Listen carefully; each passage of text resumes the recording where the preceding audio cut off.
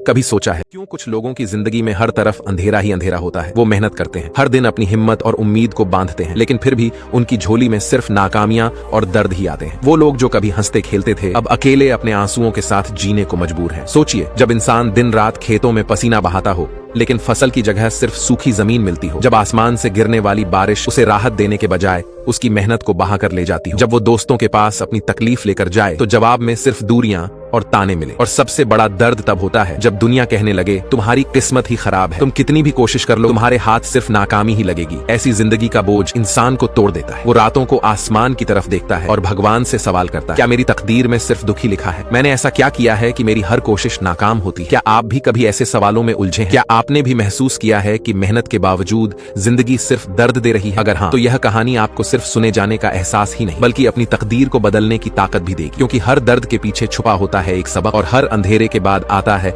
उजाले का एक नया सवेरा। इस कहानी को सुनिए, क्योंकि यह सिर्फ रमेश की नहीं बल्कि हम सबकी कहानी है। और वीडियो पसंद आए तो चैनल को सब्सक्राइब करना मत भूलना। गांव के एक कोने में जहां आबादी खत्म होती थी और खेतों की शुरुआत होती थी, वहीं एक पुराना और छोटा कच्चा घर था। यह घर मिट्टी से बना हुआ था, जिसकी दीवारें धूप और बरसात से कमजोर हो चुकी थीं। घर की छत लकड़ी के पुराने तख्तों और सूखी घास से बनाई गई थी, जो जगह जगह से लटक रही थी। घर के चारों तरफ मिट्टी का आंगन था, जिसमें घास के कुछ सूखे तिनके बिखरे रहते थे। रमेश अपनी पत्नी और 2 बच्चों के साथ इस घर में रहता था। घर में गरीबी की छाप हर कोने में दिखाई देती थी। पुरानी टूटी हुई चारपाई, घिसे हुए बर्तन और दीवारों पर लगी दरारें जो घर की दुर्दशा बयां करती थी। इस घर का माहौल भी रमेश के जीवन की तरह तनावपूर्ण और अशांत था। हर दिन घर में छोटी छोटी बातों पर झगड़े होते। कभी बच्चों की पढ़ाई को लेकर विवाद होता, तो कभी पैसे की तंगी को लेकर परिवार में कहासुनी हो। रमेश का दिल इस बात से टूट जाता था कि वह अपने परिवार के लिए खुशी का माहौल तक नहीं बना पा रहा था। रमेश खेतों में कड़ी मेहनत करता था। सुबह सूरज उगने से पहले ही वह अपने खेतों की ओर निकल पड़ता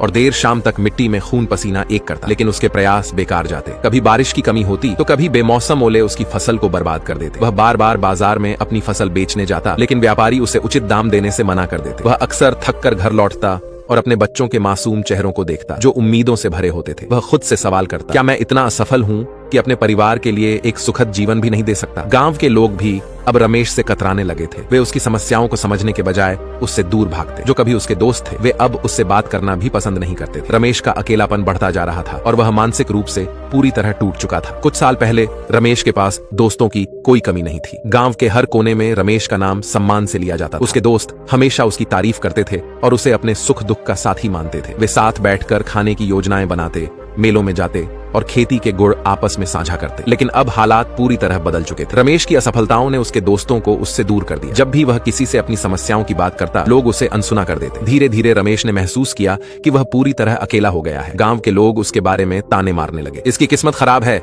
वे कहते।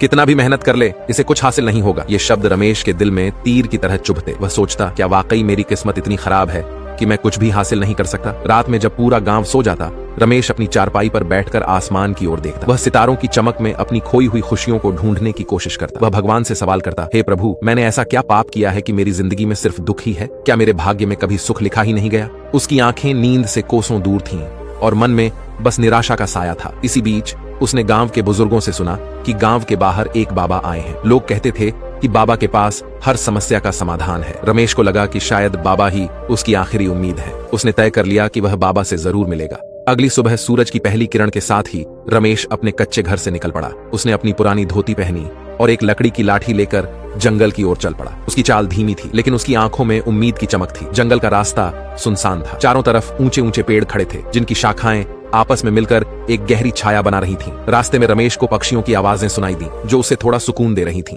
लेकिन उसके मन में एक ही सवाल बार बार उठ रहा था, क्या बाबा मेरी मदद कर पाएंगे? लगभग आधे दिन के सफर के बाद रमेश एक आश्रम पहुंचा। यह आश्रम बेहद शांत था। चारों तरफ हरे भरे पेड़ थे और उनके बीच मिट्टी से बनी एक कुटिया खड़ी थी। कुटिया के बाहर एक दीपक जल रहा था, जिसकी लौ मंद लेकिन स्थिर थी। रमेश ने देखा कि कुटिया के बाहर एक बाबा ध्यान में बैठे थे। उनकी आंखें बंद थीं और चेहरे पर एक गहरी शांति थी। रमेश धीरे से उनके पास गया, जमीन पर बैठा और हाथ जोड़कर प्रणाम किया। उसने धीरे धीरे अपनी सारी परेशानियां बाबा को बतानी शुरू की। बाबा ने रमेश से कहा, तुम्हारी परेशानियां मुझे सुनाई दी, अब मैं तुम्हें एक कहानी सुनाता हूँ जो तुम्हारे सवालों का जवाब देगी। बाबा ने रमेश को महेश नामक किसान की कहानी सुनानी शुरू की। महेश एक मेहनती किसान था जो दिन रात अपने खेतों में काम करता था। उसने अपनी जमीन को बड़े जतन से उपजाऊ बनाया था। जब उसकी फसल तैयार हुई तो वह खुशी से झूम उठा, लेकिन अगले ही दिन गांव में भारी बारिश हुई जिसने सब कुछ तबाह कर दिया। महेश का दिल टूट गया। वह अपनी खेतों के पास बैठकर रोने लगा। उसने सोचा, मेरी सारी मेहनत बेकार हो गई। शायद भगवान ने मेरे लिए यही लिखा है, अब और मेहनत करने का कोई फायदा नहीं। महेश ने अपनी बर्बाद फसल के बीच खड़े होकर सोचा, क्या मैं सचमुच हार मानने के लिए पैदा हुआ हूँ? उसने अपनी आंखों के सामने फैले उस खेत को देखा जिसे कभी उसने अपनी मेहनत और पसीने से उपजाऊ बनाया था। बारिश ने उसकी फसल को नष्ट कर दिया था, लेकिन जमीन अभी भी उसकी थी और उसमें उसकी मेहनत की छाप बाकी थी। महेश ने फसल के बचे हुए हिस्से को ध्यान से देखा। कुछ पौधे अब भी खड़े थे जिनकी जड़ें मिट्टी में मजबूती से जमी थी। उसने सोचा, अगर मैं इन बचे हुए पौधों को संभालूं तो शायद यह नुकसान पूरी तरह से बेकार नहीं जाएगा।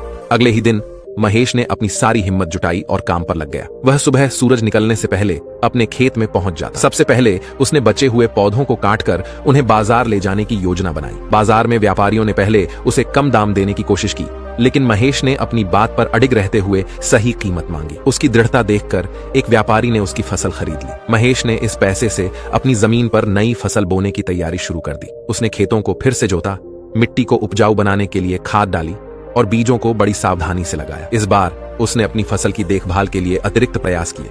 हर दिन वह पौधों की बढ़ती हुई कोंपलों को देखकर खुश होता और मन ही मन खुद को प्रेरित करता। धीरे धीरे समय बीता और इस बार फसल पहले से भी अधिक लहलहाने लगी। महेश ने अपने खेतों को एक ऐसी हरी चादर में बदल दिया जिसे देखकर गांव के लोग दंग रह गए। उसकी मेहनत और धैर्य का नतीजा यह हुआ कि इस बार फसल पहले से दोगुनी हुई और उसकी आर्थिक स्थिति भी सुधरने लगी। बाबा ने कहानी खत्म करने के बाद एक गहरी सांस ली और रमेश की तरफ ध्यान से देखा। उन्होंने कहा, रमेश, महेश की कहानी सिर्फ एक किसान की नहीं है, ये हर उस इंसान की कहानी है जो जिंदगी में हार मानने को तैयार रहता है। जीवन में मुश्किलें और असफलताएं आना तय है, लेकिन असली सवाल यह है कि हम उन पर कैसे प्रतिक्रिया देते हैं। बाबा ने अपनी बात को और गहराई से समझाते हुए कहा, महेश ने अपनी पहली फसल के नुकसान के बाद भी कोशिश करना नहीं छोड़ा। उसने अपनी परिस्थितियों को दोष देने के बजाय उन पर काम किया। असफलताओं ने उसकी ताकत को बढ़ाया क्योंकि उसने उन असफलताओं से सीखने का फैसला किया। बाबा ने एक पुरानी कहावत का जिक्र किया, कर्म ही जीवन का असली आधार है। उन्होंने कहा, अगर हम केवल भाग्य का इंतजार करेंगे तो हमारा जीवन स्थिर हो जाएगा, लेकिन जब हम कर्म करते हैं तो भाग्य खुद हमारे पीछे आता है। हर बार जब तुम गिरोगे तुम्हें एक कदम और मजबूत होकर उठना होगा। यही जिंदगी का नियम है। बाबा के शब्द रमेश के दिल में गहराई तक उतर गए। उन्होंने रमेश की तरफ इशारा करते हुए कहा, तुम्हारी परेशानी तुम्हारे काम में नहीं है, बल्कि तुम्हारी सोच में है। तुमने खुद को कमजोर मान लिया है। यह सोच बदलो। तुम्हारे पास वह ताकत है जो तुम्हें जिंदगी की हर मुश्किल से बाहर निकाल सकती है, लेकिन उस ताकत को जगाने के लिए तुम्हें लगातार मेहनत करनी होगी। बाबा ने रमेश को एक मंत्र दिया, हर दिन सूरज की तरह उठो और जीवन में नई रोशनी लाओ। अपनी मेहनत को उस रोशनी का स्रोत बनाओ। जब तुम अपने जीवन के हर दिन को ईमानदारी और पूरी मेहनत से जीने लगोगे तो तुम्हारा भाग्य खुद ब खुद बदलने लगेगा। रमेश को ऐसा महसूस हुआ जैसे बाबा ने उसकी जिंदगी का सबसे बड़ा रहस्य उसे सिखा दिया हो। वह बाबा के शब्दों से प्रेरित होकर वहां से उठा और उसने अपने जीवन में एक नई शुरुआत करने का निश्चय किया। जिंदगी हमें अक्सर ऐसे मोड़ पर लाकर खड़ा कर देती है जहां सब कुछ खत्म होता हुआ लगता है, लेकिन सच ये है कि यही वो पल होते हैं जब हमें खुद को परखने और अपने अंदर की ताकत को पहचानने का मौका मिलता है। रमेश की कहानी सिर्फ एक साधारण किसान की नहीं है, यह उस हर इंसान की कहानी है जो अपनी मेहनत, संघर्ष और उम्मीद से अपनी किस्मत को नया मोड़ देना चाहता है। जब रमेश ने अपने भाग्य को दोष देना छोड़ा और अपने कर्म पर ध्यान केंद्रित किया तो उसकी जिंदगी ने खुद ब खुद बदलना शुरू कर दिया। उसने सीखा कि भाग्य कोई पहले से लिखी हुई कहानी नहीं है, बल्कि यह हमारे कर्मों से बनता है। बाबा की कहानी ने रमेश को यह समझने में मदद की कि मेहनत का फल देर से ही सही, लेकिन मिलता जरूर है। सोचिए, अगर रमेश अपनी परेशानियों के आगे हार मान लेता तो क्या वह अपने जीवन में बदलाव ला पाता? शायद नहीं। लेकिन उसने नकारात्मक सोच को छोड़कर अपनी छोटी सी बची हुई उम्मीद को फिर से एक नए सफर की शुरुआत का आधार बनाया। उसने जाना कि असली ताकत नतीजों में नहीं बल्कि कर्म में होती है। आज रमेश की कहानी हमें यह सिखाती है कि असफलताओं को अपनी हार नहीं बनने देना चाहिए। जीवन में कितनी भी मुश्किलें आएं, हमें अपने कर्म का दामन नहीं छोड़ना चाहिए, क्योंकि जब हम मेहनत पर विश्वास करते हैं और अपनी जिम्मेदारियों को पूरी ईमानदारी से निभाते हैं तो किस्मत भी हमारे साथ चलने लगती है। तो अगर आप भी अपनी जिंदगी में किसी बुरे दौर से गुजर रहे हैं तो याद रखें, आपका कर्म ही आपकी किस्मत है। हार मानने के बजाय हर बार नए सिरे से शुरुआत करें और एक दिन वो बदलाव जरूर आएगा जिसका आप सपना देख रहे हैं। अगर यह कहानी आपको प्रेरणा दे पाई हो तो इसे दूसरों के साथ जरूर साझा करें। याद रखें, जिंदगी हर किसी को दूसरा मौका देती है, बस जरूरत है उसे पहचानने और उसका सही इस्तेमाल करने की।